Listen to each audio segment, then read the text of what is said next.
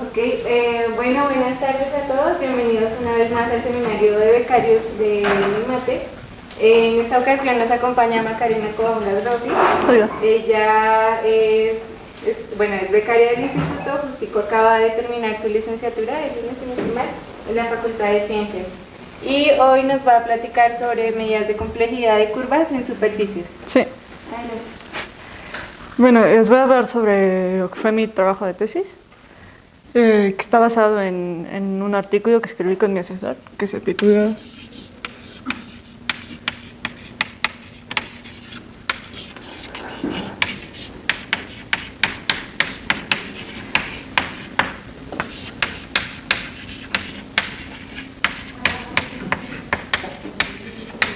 ¿sí? Bueno, ese es el nombre del artículo en inglés, y mi asesor es Max Knight. Ok, bueno, pues el artículo, mi tesis, el artículo, es sobre curvas en superficies y sobre intentar medir como la complejidad que pueden tener. Y bueno, entonces nuestros ingredientes son superficies, que siempre van a ser compactas y orientadas.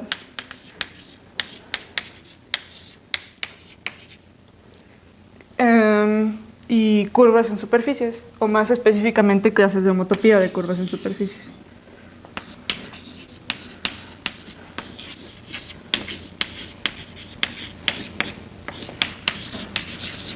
¿A qué me refiero con homotopía? Dos curvas van a ser equivalentes si existe una deformación continua que lleve a una a la otra. Es una homotopía libre porque no nos interesa el punto base. Todo esto también lo vamos a considerar para arcos. Y entonces, pues saber de que dos arcos son libremente homotópicos, así nada más, como que no tiene mucho sentido, ¿no? Todos los arcos en una superficie conexa son libremente homotópicos. Así que vamos a pedir que los extremos de los arcos pertenezcan a las componentes de frontera del espacio y vamos a decir que son libremente homotópicos si son homotópicos moviendo libremente sus extremos sobre la frontera. ¿Ok?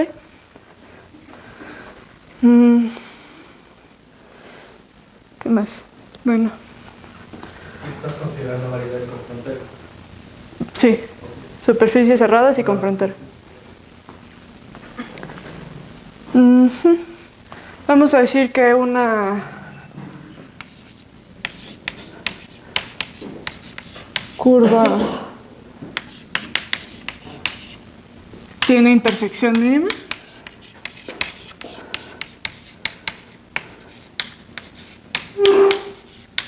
Si tiene mínimo número posible de intersecciones en su clase de homotopía.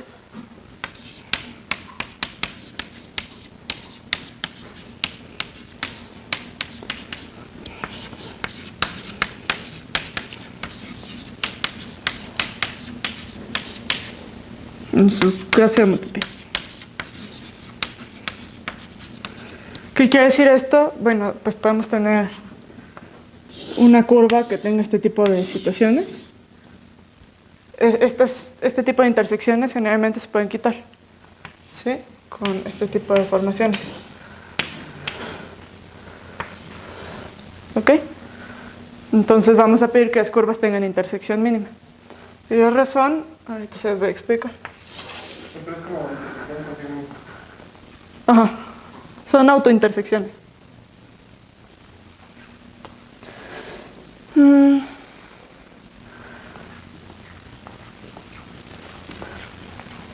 Vamos a considerar espacios cubrientes.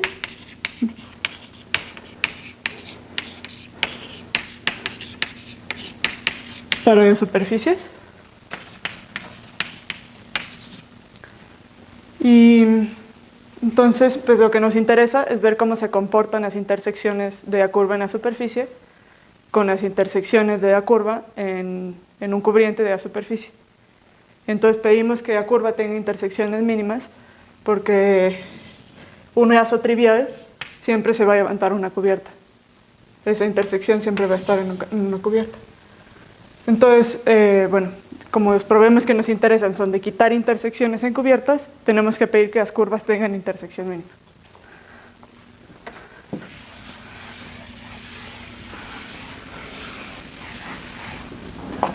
Entonces les voy a definir unas funciones que son pues, las que voy a estar comparando a lo largo de esta plática. ¿Sí? Y de alfa va a ser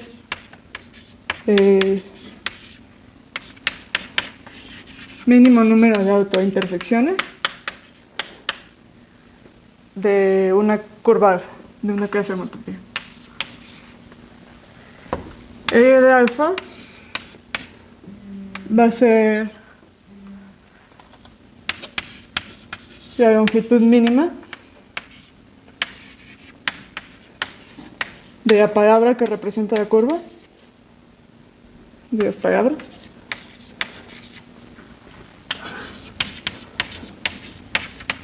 en un tipo de presentaciones especiales del grupo fundamental. Ahorita explico a qué me refiero.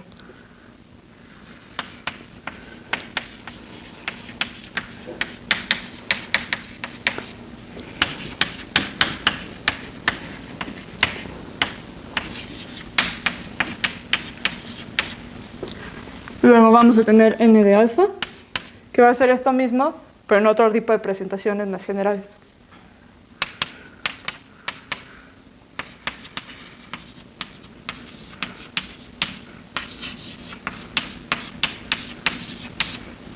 Y d de alfa va a ser el grado mínimo de un cubriente de la superficie, donde la curva se levanta como un encaje.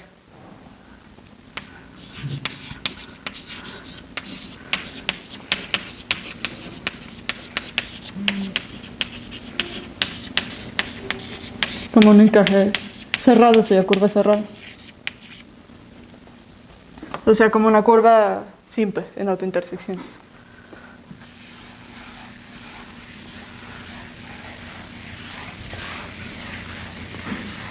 Okay, ¿a qué me refiero con esto de presentaciones estándar y presentaciones generales?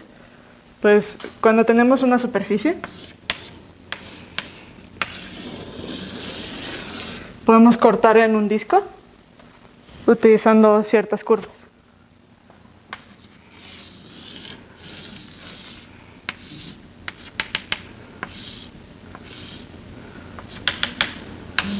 Entonces, si cortamos a la superficie por una colección de curvas que se intersecten en un solo punto y el resultado sea un disco, vamos a decir que esto nos da una presentación estándar del grupo fundamental. Por el teorema de Van Kampen podemos recuperar el grupo fundamental de la superficie del disco que tenemos y las presentaciones que vienen de cortar por curvas que se intersectan en un solo punto son presentaciones estándar.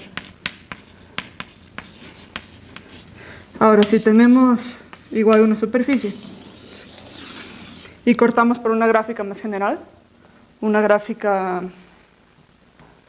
Déjenme ver un dibujo. Que puede tener más de un vértice.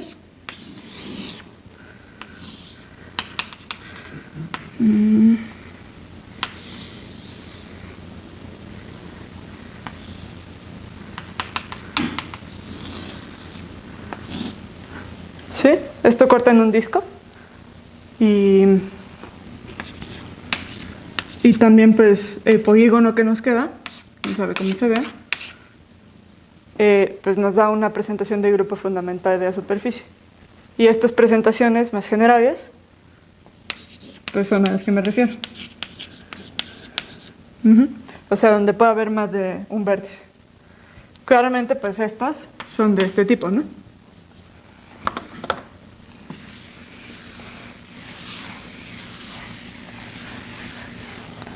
Ahora, esto de aquí, pues como que no es inmediato que esté bien definido, ¿no? O sea, ¿por qué va a ser cierto que cualquier curva va a existir una curva de La curva sería un encaje. O sea, en la cubierta universal sí pasa, pero eso tiene grado infinito, ¿no? Entonces la pregunta es por qué esto sentido siempre. Y eso es un teorema.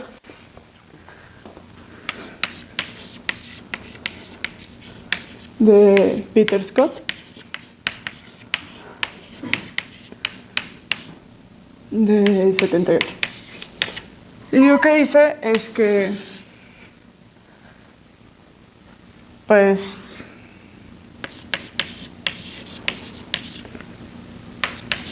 todas las curvas con intersección mínima en una superficie sigma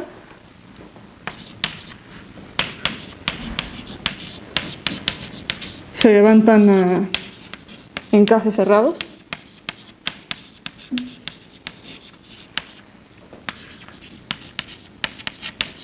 en un cubriente de grado finito.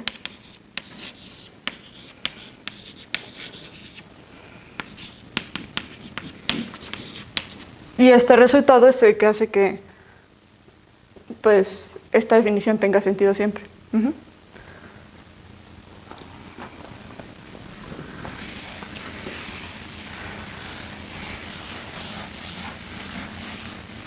Bueno, entonces lo que nos va a interesar es como que estudiar esto.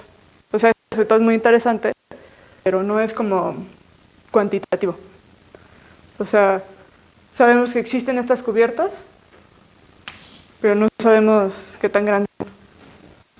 Entonces la pregunta es pues si hay alguna manera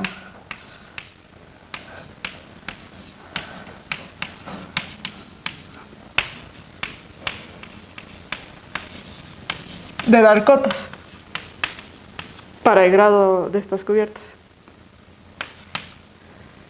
Y bueno, hay varios resultados en esta dirección. Pues uno de ellos es de Patel. Y lo que probó es que si se da una métrica, bueno, que existe una métrica riemanniana hiperbólica, si la superficie es mayor que 1, donde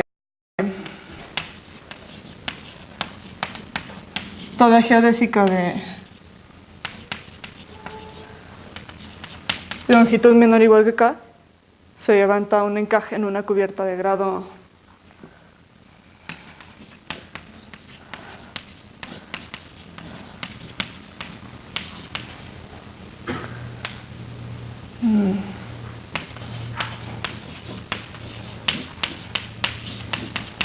en una cubierta de grado menor o igual que ck, donde c es una constante. ¿Sí? Entonces esto ya como que nos da una manera de cuantificar este resultado. Pero el problema es que hay que introducir una métrica a un problema que es como puramente topológico. Ajá.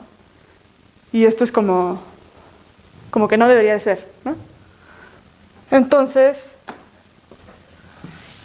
pues la pregunta es si hay alguna manera de dar una cota que sea como puramente topológica y que dependa de la menor cantidad de cosas posibles. ¿Sí? En concreto, Igor Rybin preguntó en uno de sus artículos si existía una cota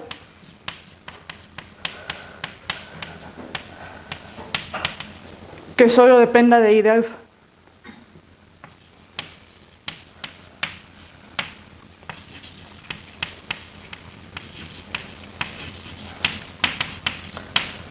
Y la respuesta es que sí. Y bueno, pues de eso se va a tratar todo esto.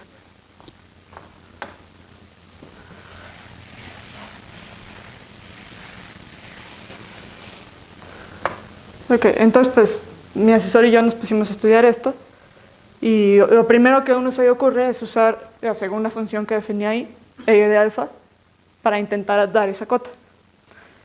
Y entonces pues tenemos este llama.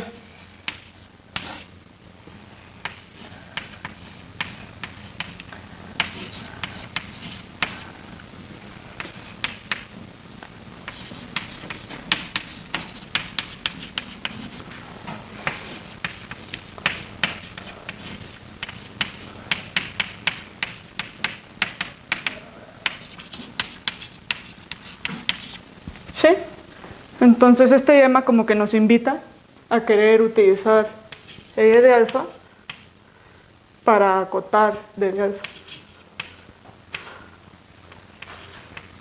Como tenemos esta cota, nos gustaría acotar E de alfa de alguna manera, pues para obtener la cota que estamos buscando. Y la pregunta entonces es si es posible acotar E de alfa solo en términos de I de alfa.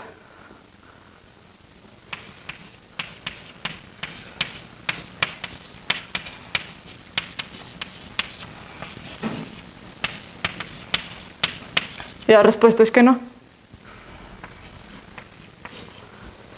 Y esto es pues por el siguiente teorema.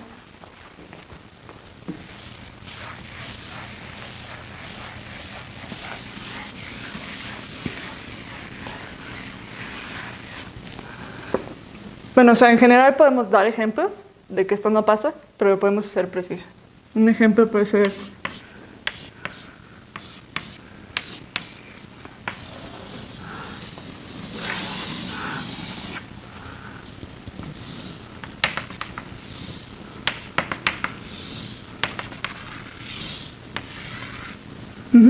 esta curva, su longitud va a depender del género que tenga esta superficie.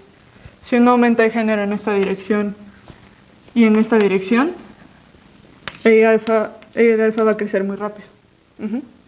Y eso lo vamos a hacer preciso con este teorema.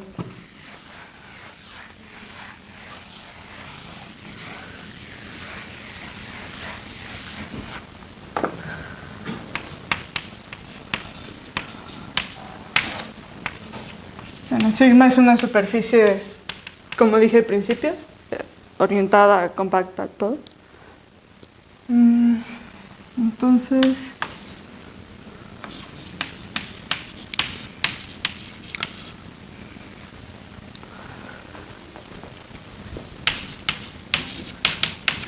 va a haber tres casos posibles. Uno, E de alfa. E de alfa va a estar acotado por N de alfa si la superficie es plana.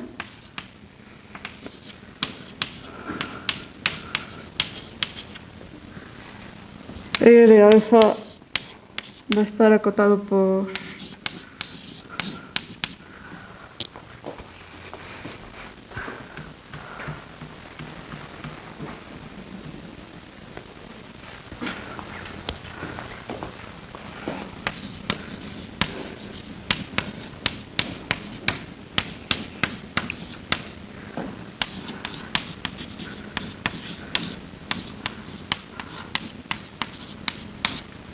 estas funciones, si la superficie es cerrada y si tiene frontera. Ahora, lo que hay que notar aquí es que entra la característica de la superficie. Entonces esto depende de la superficie, depende del género. Estas funciones de aquí, pues no les he dicho qué son. Ahorita les explico. Y lo otro importante es que estas cotas son óptimas.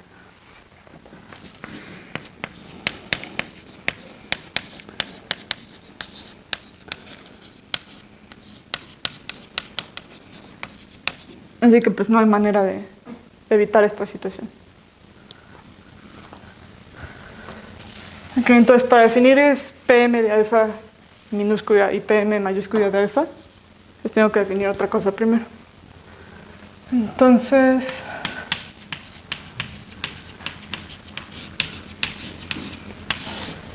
si tenemos una gráfica en una superficie,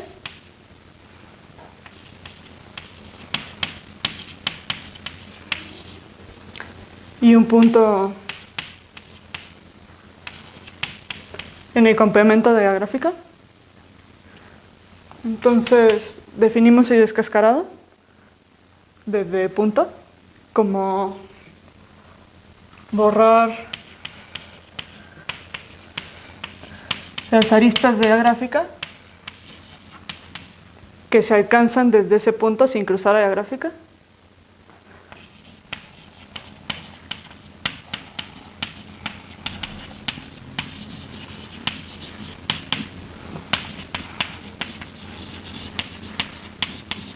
y los vértices a los que ya no llegue ninguna arista.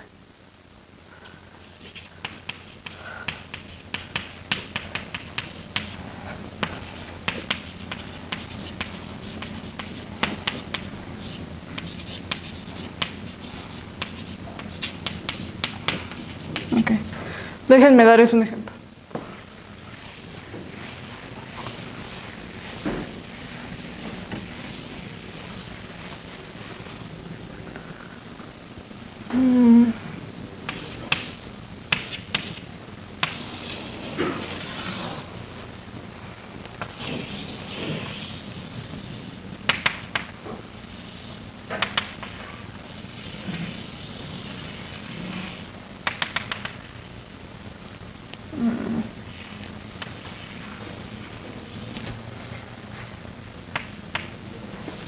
Okay. Esta es nuestra gráfica en la superficie, es una curva. Y no sé, vamos a hacer este proceso, vamos a escascarar desde este punto. ¿Ok? Entonces, la parte de la gráfica que podemos ver sin cruzar las aristas, pues es esta, ¿no? Así que borramos esto de acá. Y esto de acá. Y nos queda esta nueva curva, esta nueva gráfica. Entonces, si lo quisiéramos volver a hacer, ahora la parte de la gráfica que borraríamos es todo esto, ¿no?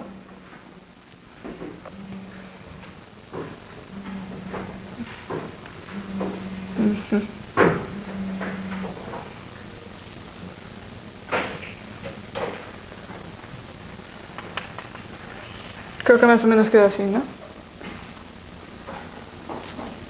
Lo queremos volver a hacer y ahora pues se ve toda esta parte. Desde este punto podemos alcanzar esto, entonces pues ya se borra todo, ¿no?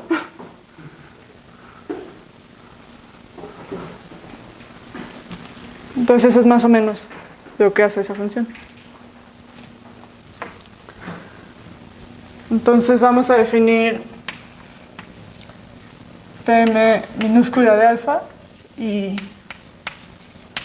Pm mayúscula de alfa como el mínimo y el máximo número de veces.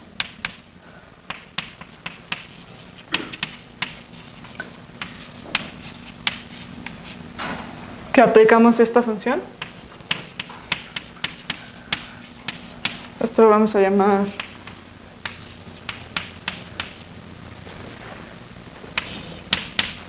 que aplicamos el descascarado para que se borre toda la gráfica.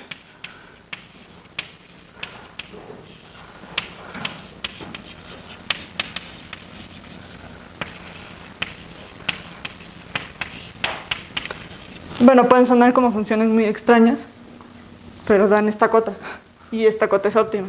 Entonces, de alguna manera sí son naturales. Ok, entonces, pues no nos sirve utilizar E de alfa para obtener la cota que queremos, ¿no? Porque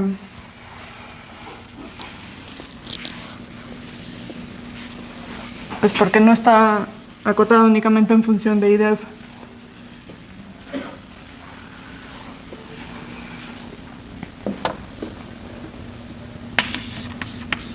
I de alfa no nos sirve. Pero N de alfa, que son las presentaciones un poquito más generales del grupo fundamental, sí nos van a servir.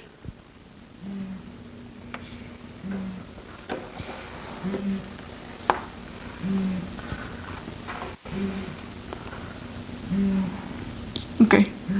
Entonces, N de alfa, vamos a tener el siguiente teorema.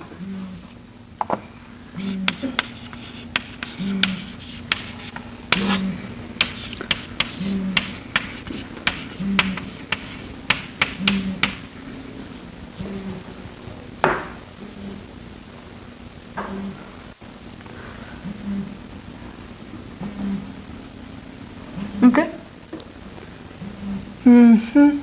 Entonces este se los voy a demostrar.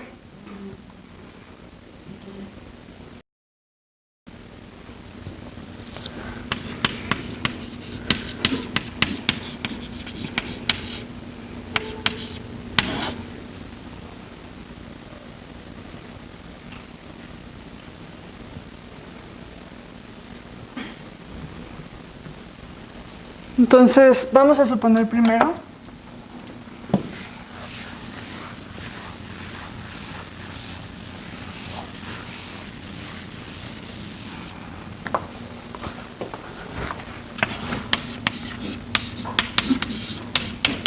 que I de alfa es igual a S y que la curva llena la superficie. Esto quiere decir que las regiones complementarias son todas discos o anillos, ¿ok? Entonces vamos a definir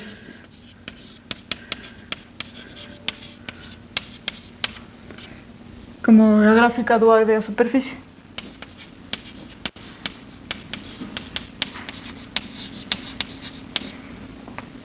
De la curva, perdón. Y esta va a estar definida por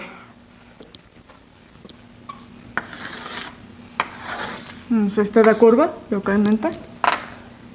La gráfica dual va a tener un vértice por cada región complementaria. Y una arista va a conectar pues, cada dos regiones que estén unidas por un arco de la curva. ¿Ok? Entonces, sabemos que aquí, en esta situación, hay un vértice en cada lado, porque la curva llena. Y también por eso están todas las aristas. Y entonces, pues tenemos esto, localmente, ¿no? En cada pedacito. Este es uno de los puntos de autointersección de la curva. Y pues tenemos entonces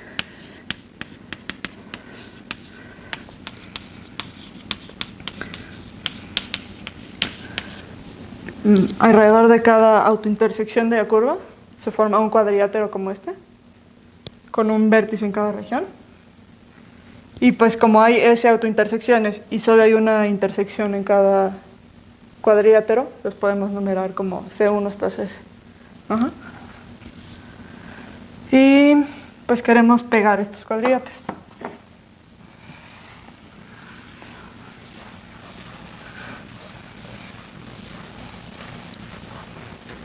Nuestro objetivo es obtener una región fundamental, un dominio fundamental. Entonces vamos a pegar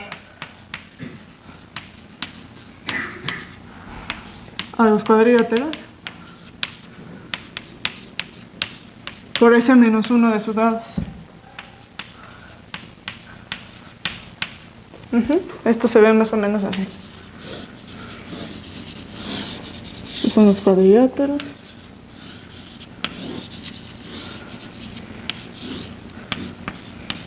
Entonces vamos a irlos pegando. Queremos que el resultado sea un dominio fundamental, o sea, un disco. Así que por eso solo pegamos por S menos 1 lados.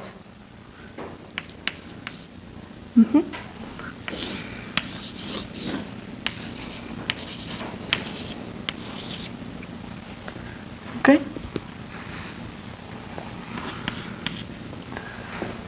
Y bueno, vamos a llamar P.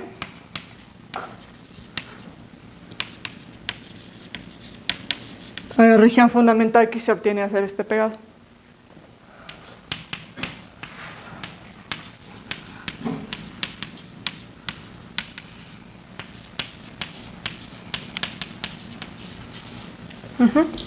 Ahora, P tiene S menos 1 lados pegados, ¿no?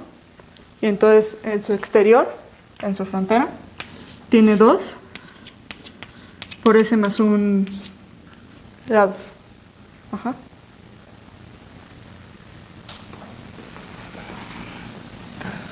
Ajá.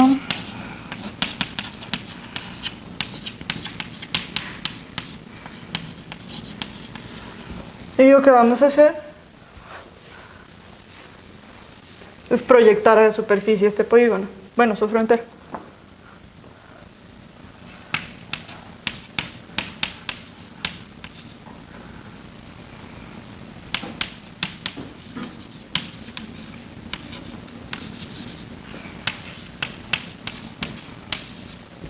Entonces vamos a proyectar la frontera de polígono a la superficie y pues esto va a ser una gráfica en la superficie. Y esta gráfica corta la superficie en un disco.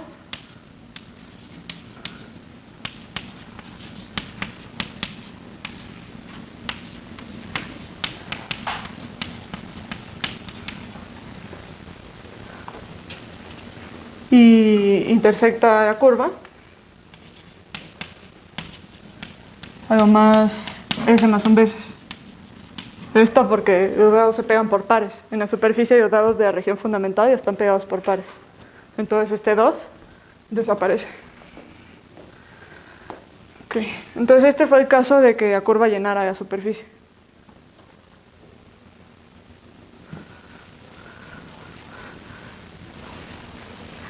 Si la curva no llena la superficie, vamos a empezar con una construcción parecida, pero la vamos a tener que completar.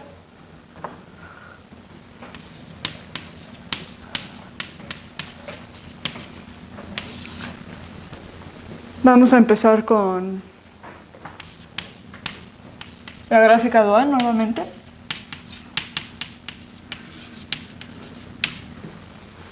Y vamos a tomar arcos que sean paralelos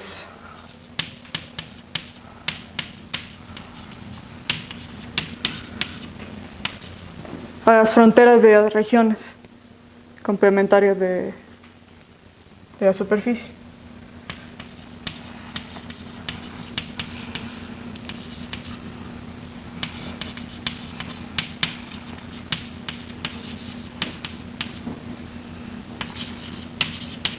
O sea, ¿qué quiere decir esto? Pues, por ejemplo, esta curva no llena la superficie. De hecho, su complemento es conexo. Así que la gráfica dual, como hay una sola región, tiene un solo vértice.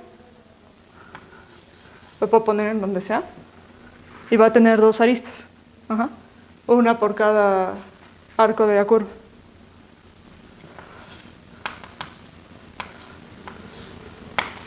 Entonces esta es la gráfica dual. Ahora, pues voy a tomar aquí estas curvas. Dije arcos, pero bueno, son curvas. Que son paralelas a la frontera, ¿no? De la componente. Solo hay una componente, ¿no? Pero tiene varias fronteras. Estos son los AJ. Yo voy a definir como SK. O bueno, ese, no sé qué índices usar. Sí, SK.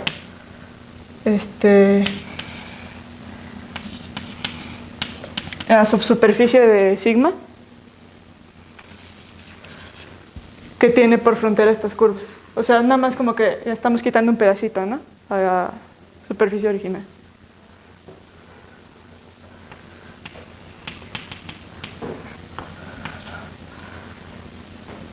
Bueno, realmente es a la superficie de cada región complementaria.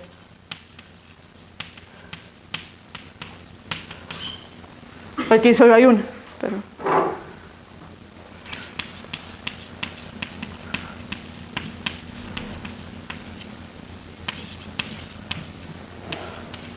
¿Ok? Y bueno, tenemos otras curvas que van a completar como nuestra gráfica dual. Ajá. O sea, podemos trazar curvas, las podemos llamar BI, que pasen solo por los vértices de nuestra gráfica dual y que corten en un disco a cada una de nuestras subsuperficies SK.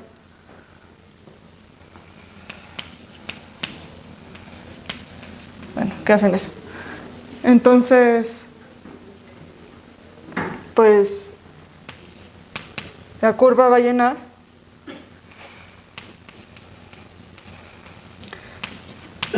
a la superficie que definimos como la superficie menos la unión de todos estos. porque cada una de estas va a cortar en un disco. O sea, la gráfica dual unión estas curvas. Y pues podemos aplicar el caso anterior a esta nueva superficie y nada más tenemos que completar nuestra colección de curvas a una que corte en un disco, pero en toda la superficie. Y para eso lo que vamos a hacer es pegar estos arcos de aquí. Estos arcos, pues, como son paralelos a los componentes de frontera, no cortan a la curva y no afectan a la construcción. Entonces, G unión a J cumple lo que tiene que cumplir. Corta en discos.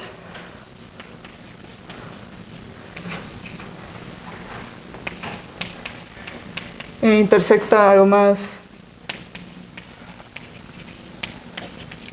S más un veces. Ok, entonces lo que demostramos es que pues podemos encontrar una región fundamental del tipo que les mostré, de estas más generales,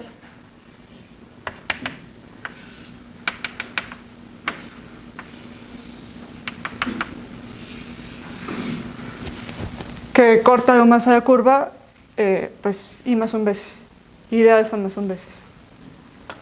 Y bueno, ¿esto de qué nos sirve? Pues que ya tenemos una manera de acotar a esta función solo por I de alfa. Y eso nos dice que a lo mejor N de alfa es una buena cota para D de alfa. Esto, bueno, no sé, en función de algo, ¿no? Entonces, pues eso es como que lo que queremos llegar.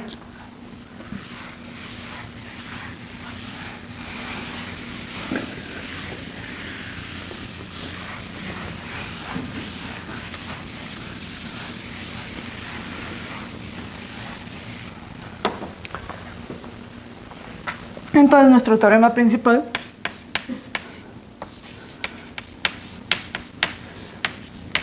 bueno, esta cota también es óptima.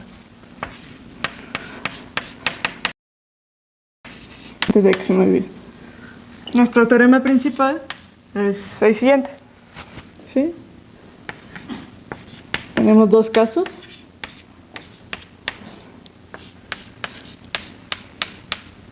D de alfa va a ser menor o igual que I de alfa más 1 si la superficie es plana.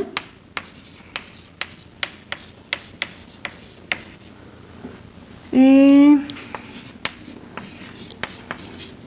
D de alfa va a ser menor que 5 veces I de alfa más 1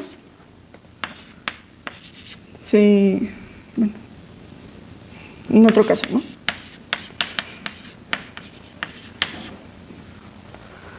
Y la forma en la que encontramos estas cotas, pues es a través de N de alfa.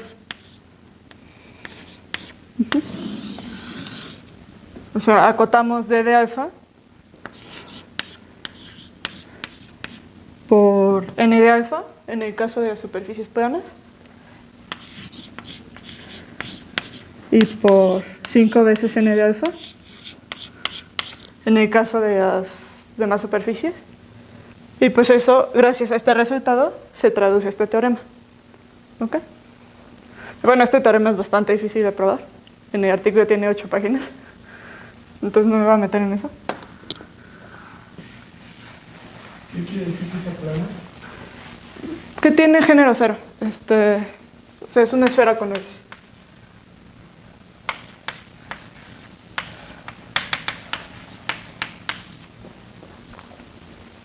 ¿Sí? Se ve así.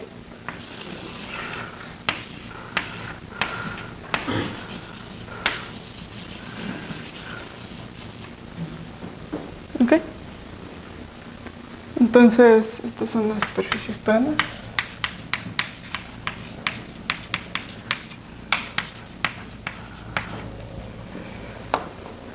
Bueno, lo que les puedo contar de la demostración de este teorema es que utilizamos el lema que les mencioné al principio.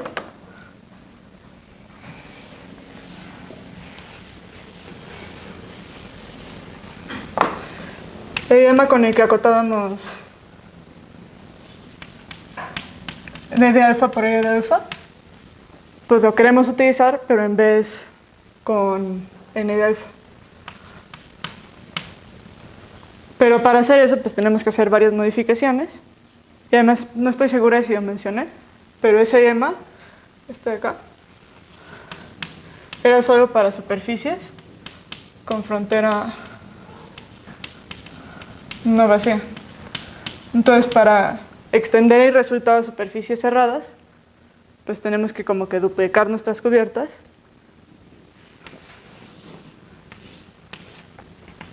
Tenemos que partir de una superficie cerrada y de alguna manera encontrar curvas que acorten en una superficie con frontera sin perturbar mucho esta función. Ajá. Y entonces vamos a aplicar este resultado, que según vamos a intentar obtener, para superficies con frontera, y luego vamos a intentar pues, duplicar esas cubiertas para poder cerrarlas y volver a obtener una superficie cerrada. Entonces parte de la idea es cortar a sigma en una superficie con frontera. Y bueno, pues se divide en varios casos y hay que hacer varias cosas, pero es como la idea central.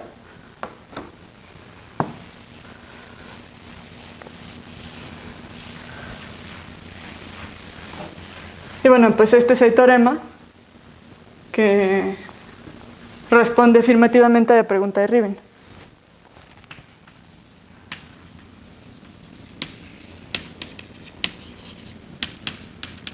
Entonces, sí existe una cota para D de alfa que depende únicamente de I de alfa, y es esta. En el caso 1, en el caso de las superficies planas, esta cota es óptima. En el caso de las superficies con género, no es óptima, no tenemos ejemplos que la cumplan. De hecho, lo que pensamos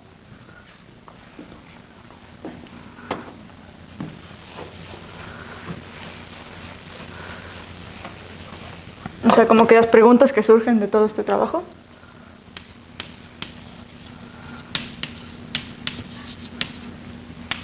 la primera podría ser si en realidad D de alfa es menor o igual que 2 N de alfa. O sea que